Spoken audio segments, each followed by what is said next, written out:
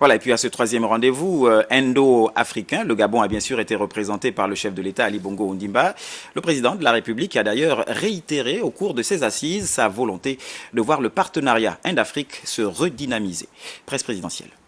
La coopération Sud-Sud devient assurément incontournable pour les pays de cette partie du globe qui aspirent à une émergence sans faille.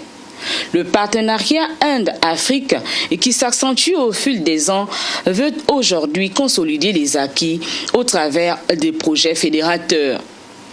S'exprimant au nom du Gabon, le président de la République a insisté sur la nécessité d'accélérer la cadence de l'industrialisation de nos économies. Pour Ali Bongo Ondimba, l'Inde et l'Afrique doivent ériger des garde-fous afin de protéger leurs économies contre tout effet pervers. Au-delà de nos capacités individuelles, au demeurant fort riche, notre partenariat nous démontre à suffisance que la coopération est la voie indiquée pour parvenir à ce résultat. Nous avons tous fait le choix judicieux de la transformation de nos économies.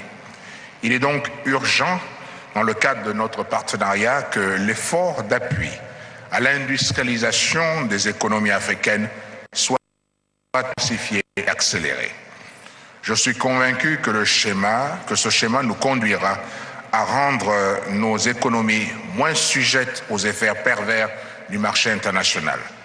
C'est dans ce sens que je plaide pour que d'ici à 2020, plus aucune de nos matières premières ne soit exportée sans avoir subi au préalable au moins une première transformation.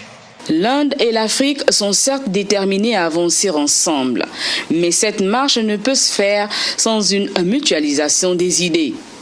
La forte mobilisation enregistrée au cours de ces assises traduit à suffisance l'espoir que l'Afrique fonde dans notre partenariat. Le présent sommet nous offre donc l'occasion de nous pencher sur l'avenir de ce partenariat que nous voulons encore plus dynamique.